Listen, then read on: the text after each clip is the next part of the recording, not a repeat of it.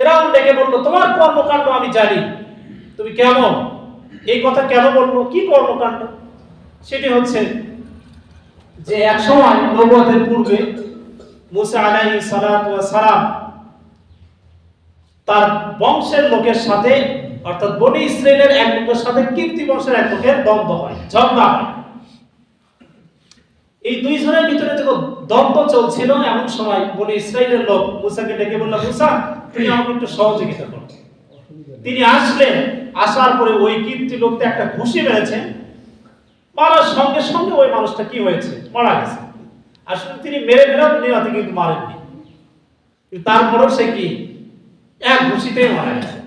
তখন তিনি বললেন, বিন আমালিশ শাইতান, এটা তো শয়তানি কর্মকাণ্ড।